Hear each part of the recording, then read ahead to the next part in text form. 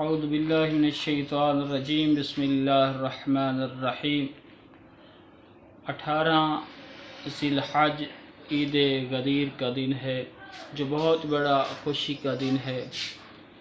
پھر امام اطہار نے اس دن کچھ اعمال کہے ہیں کہ اگر کوئی بندہ 18 ذی الحج کو اعمال سر انجام دے تو اس کا اجر بہت بڑا اجر ہے۔ تو پہلا یہ جو عید ہے یہ تمام عیدوں سے بڑی عید ہے، اسے عید اکبر کہتے ہیں۔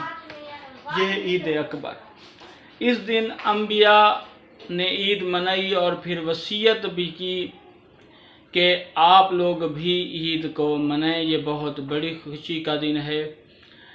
18 ذی الحج کو کیا ہوا تھا؟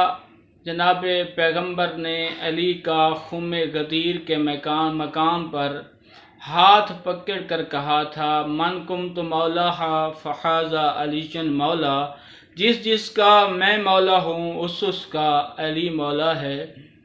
بہت بڑا اعلان تھا، رسول پاک نے یہ اعلان غدیر کے مقام پر کیا۔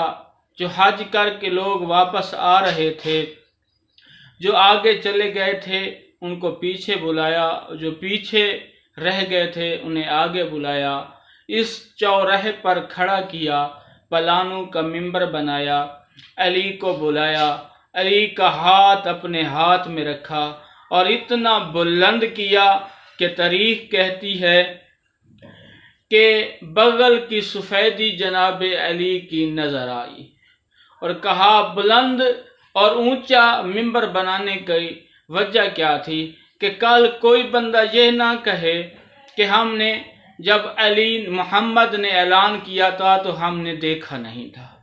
سب سے بلند ترین بنایا گیا اور ہر بندے نے دیکھا، اور جناب پیغمبر نے اپنے نمائندے کا انتخاب کیا اور اپنے بعد رسول پاک نے علی کو اپنا وصی بنایا۔ تو پہلا کیا ہے؟ دوسرا یہ ہے کہ اگر کوئی اس دن 18 ذی الحج کو 1 درہم صدقہ دے گا تو اسے 1000 درہم کا ثواب ملے گا۔ 1 درہم دے، 1 روپیہ دے، 1 یورو دے، 1 ڈالر دے، تو ایک صدقہ دینے سے 1000 ڈالر کا ثواب، 1 روپیہ دینے سے 1000 روپے کا ثواب، 1 یورو دینے سے 1000 یورو کا ثواب ملے گا۔ تیسرا کیا ہے کہ زیارت امام علی علیہ السلام کی جائے، جو کر سکتے ہیں وہ کریں، جو نہیں پہنچ سکتے نجف اشرف تو وہ زیارت امام علی علیہ السلام کھلی جگہ پر پڑھیں تو ان کو بھی اس زیارت کا ثواب مل جائے گا۔ چوتھا ہے کہ روزہ رکھنا، جو بندہ 18 ذی الحج کو عید غدیر کے دن روزہ رکھے گا 60 سال کی عبادت کا ثواب ملے گا۔ صرف 60 سال کی عبادت کا ثواب ملے گا۔ اس دن غسل کرنا عید غدیر کی نیت سے تو اس کا بھی بہت زیادہ اجر ہے۔ پھر غسل کرنے کے بعد غسل آپ نے زوال سے پہلے کرنا ہے۔ پھر اس دن کی 2 رکعت نماز ہے۔ اس کا طریقہ کار کیا ہے کہ پہلی رکعت میں الحمد کے بعد سورۃ القدر اور دوسری رکعت میں الحمد کے بعد سورۃ توحید، آسان سا طریقہ ہے۔ نماز پڑھنے کے بعد آپ نے سجدے میں جانا ہے، 100 مرتبہ الحمدللہ اور 100 مرتبہ آپ نے شکر للہ کی یہ تسبیح کرنی ہے سجدے میں جا کے۔ اس کا بھی 60 سال کی عبادت جتنا ثواب ہے۔ تیسرا، عید غدیر والے دن آپ نے دعائے نتبہ کی تلاوت کرنی ہے، بہت بڑا اجر ہے دعائے نتبہ کا پڑھنے کا۔ آپ تلاوت کریں گے اس کا بھی آپ کو بہت زیادہ اجر ملے گا۔ یہ جو دن ہے عید غدیر، عید غدیر آپ نے مومنین کو مبارکباد دینی ہے، کہنا ہے کہ الحمدللہ ہم ولایت علی پر قائم ہیں اور مومنین کو مبارک دینی ہے۔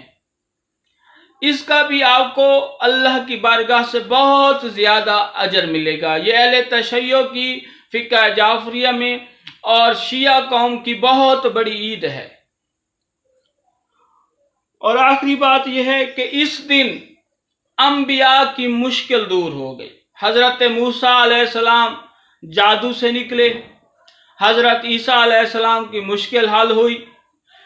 18 ذی الحج کو حضرت ابراہیم کو آگ میں جب ڈالا گیا تو 18 ذی الحج کو یہ آگ گلزار بن گئی، اور بھی دیگر انبیاء کی مشکلات اس دن ختم ہوئی۔ یہ بہت بڑا خوشی کا دن ہے۔ آپ نے یہ اعمال سر انجام دینے، اس کے علاوہ آپ تسبیح پڑھ سکتے ہیں، درود پاک پڑھ سکتے ہیں جتنی مرتبہ، اور بھی نمازیں پڑھ سکتے ہیں۔ تو آپ نے یہ سر انجام دینا ہے تاکہ یہ ایک نیک دن ہے اور آپ اس نیک دن سے محروم نہ رہ جائیں۔ والسلام علیکم۔